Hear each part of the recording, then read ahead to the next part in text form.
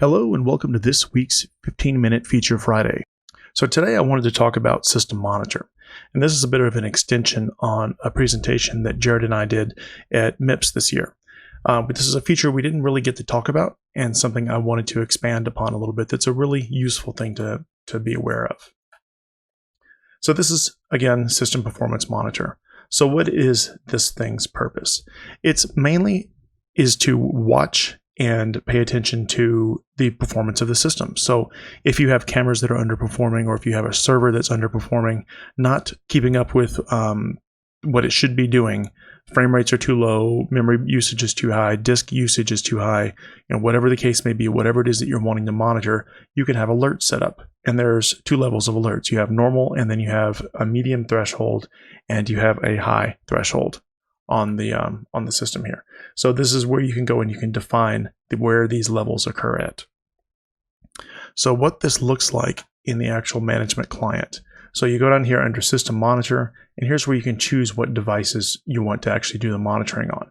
But first, we're going to talk about the thresholds. So if we click on the thresholds node over here, we have up here different areas where we can define these various different thresholds of what concerns us with regard to memory usage, CPU usage, camera frame rate, etc.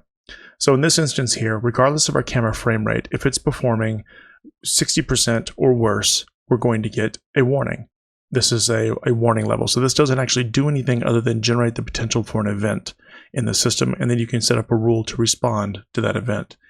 We also have, if you're doing 40% or worse performance, that can be a critical alert in which you could set up a different rule to generate a different notification or event in the system to respond to that critical status. Even if your camera is running at 10 frames per second and you have another one running at 8 frames per second, this still applies, and it's just going to be that percentage value of whatever the camera frame rate expectation is, that setting is for the camera. If you want to get really down and detailed, you can click the advanced button here and then drill down and do specific thresholds for specific cameras. Maybe you have one camera off on a remote connection that kind of has maybe a spotty internet connection, something like that. You can adjust the thresholds individually for cameras if you choose to. However, most users will find that this is quite sufficient to knock that out. You also have the ability to go and create a rule from this menu here, so it's a nice little shortcut to go straight to the rules engine and then to build up a rule based on your warning or critical levels that you set for these various aspects of the server monitoring. Okay, so that covers the thresholds. So now on to the actual System Monitor tool itself. So you can go in here on the servers and you can choose the management server and look at details around that, and that pops up on my secondary monitor here. Let me drag this over. And it takes a few moments for it to populate. So this is going to show CPU usage for the management server, memory usage for the management server.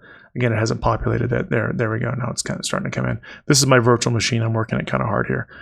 So this number is distorted, but there's not a whole lot else here. You can pull up history if you want to, and you can look at the performance of the CPU and memory usage over time, and you can go back up to 30 days on this, and if you're monitoring and storing this data, and be able to reference this and see when you might have had peak periods or trouble areas on the system. That's about the extent of it. And this home button is how you exit out back to your main screen. And this is a separate window. So once you're done with this particular window here, you can just simply close it. But the main area here that has stuff we care about is the recording servers. And if you're looking at all servers, you can also, of course, find the recording server here as well. What we want to do is, however you navigate to it, whether it's here or the recording servers, what you want is the details button here. That's the key thing. And again, it's popping up on the other screen. Let me drag it over here and we'll maximize it. Again, we're seeing excessively high CPU usage. This is abnormal. I'm doing a bunch of stuff on my computer at once to record this, so CPU usage is pretty darn high, but it gives you an idea here of what the server's doing in a normal situation. So we've got a memory usage here. We have our memory usage on our video storage drive or drives. We have memory usage on our C drive and what the disk I/O levels are on this. We also can see our archiving, how that's set up for storage, for our various storage containers. But the key important thing down here is on the bottom, where we have this full list of cameras that are available to us. Now, these are all the cameras that are loaded on the actual server itself. So this is going to have your, you're launching Excel. So this is going to have your cameras listed here and their current status and where they're storing their video to, how much space has been used on any camera so far cumulatively. So if you have one camera that just has an enormous amount of space usage and another one that has almost nothing, it might be worthwhile to look at that high usage camera and see if that's just real world movement that it's detecting, or maybe you need to adjust your motion detection settings if you have some cameras that are disproportionately high storage compared to other ones. Again, it might just be a more busy camera and that might be normal, but it's still a nice tool to have available to and use to investigate with. You're also seeing your actual frame rates on here, as well as your recording frame rates. And you're also looking at your actual real world camera data rates on here, which is pretty nice. So this is actually updating periodically from moment to moment here.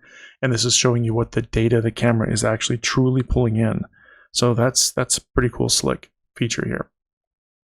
So one bonus feature that I wanted to cover is there's not a convenient way to export a list of cameras out of a system and bring it into Excel. We do have sort of a tool to do that. It's off the record kind of thing. It's just a command line utility, but this is a quick and easy way to get your full list of cameras off a recording server. And on all but the largest systems, it doesn't take too much time to go through your various recording servers and build up a list of your cameras. So for this, you need to be running Excel, which I have fired up over here. I'm going to start a blank workbook, and I'm going to go back into here. Now for this, you have to use the right click on your mouse. You can't use the keyboard commands because they don't respond in here.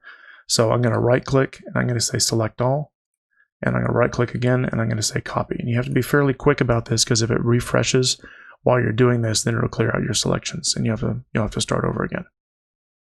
So once I've done that, I'm going to click back over here and see it cleared out in the background. I'm going to go over here and I'm going to paste this in. Now again, you want to right click and you want to do select paste.